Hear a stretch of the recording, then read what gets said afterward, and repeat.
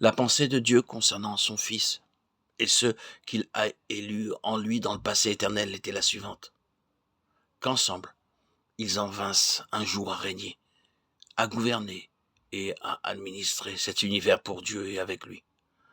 Qu'ensemble, ils eussent partie liée avec le trône de Dieu pour l'administration, le gouvernement universel.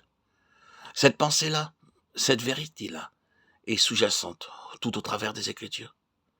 C'est sur cet objectif-là que Dieu a son cœur. Et c'est contre cet objectif-là que cet autre, dont les différents titres représentant autant de formes variées de son activité et de son caractère, c'est contre cet objectif que Satan s'est dressé tout entier, dans un effort multimillénaire de résistance et d'obstruction. Mais Dieu suit sa pensée. Sa décision est prise. Son plan pour nous en Christ est arrêté. Il a disposé de son trône. Et les vainqueurs sont ceux qui réalisent ce plan de Dieu. Cette phalange personnifie l'intention originelle de Dieu. Elle est la sphère, en même temps que l'instrument de son succès. Ces rachetés proclament le triomphe de Dieu en ce qui concerne sa pensée de tous les temps. C'est pourquoi réjouissez-vous, cieux, et vous qui habitez dans les cieux. Car Dieu a réussi en dépit de tout. Peut-être vous imaginez-vous en présence d'un tel langage que Dieu éprouve de grandes difficultés à réaliser ce triomphe. Pas du tout. S'il voulait trancher ce problème du haut de son infini, il anéantirait d'un souffle tous les obstacles. Mais c'est par l'organe de l'homme qu'il a voulu arriver à ses fins. Par l'homme et pour l'homme. Et cela représente une terrible bataille. Vous voyez maintenant ce que nous avons ici, l'exploit de Dieu, le succès de Dieu en Christ, personnifié par cette phalange particulière et représentative, les vainqueurs. Par rapport à ce facteur central, tout le reste du récit se trouve dans une position de relation. Tout le contenu de ce livre de l'Apocalypse est en rapport, d'une façon ou d'une autre, avec cet aboutissement suprême. Le commencement converge et se noue au chapitre 12, et le reste du livre n'est que la résultante, le dénouement de cet événement de premier plan.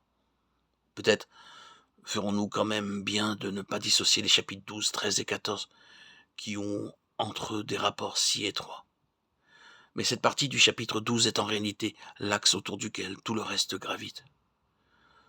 Si de là, vous revenez en arrière pour parcourir le livre dès son début, vous commencez avec Éphèse et vous voyez le premier amour abandonné. Ce que j'ai contre toi, c'est que tu as abandonné ton premier amour. Vous voulez une explication de cet abandon du premier amour, et vous découvrez qu'elle ne doit pas être cherchée dans le simple déclin d'un enthousiasme, mais bien dans un antagonisme spirituel raisonné. L'ennemi multipliant ses efforts pour tâcher d'éteindre dans le cœur du croyant le feu de l'amour pour Dieu. Vous savez bien ce qui en est du véritable amour pour le Seigneur. Il ne s'en va pas ainsi de lui-même, et l'on n'y renonce pas de propos délibérés. Il faut plus que cela pour le faire disparaître. Il ne succombe que sous une pression extérieure, adversité, lutte, découragement, tactique d'épuisement savamment calculée par l'adversaire pour ne rien dire de ses insinuations et de ses trompe-l'œil sans nombre.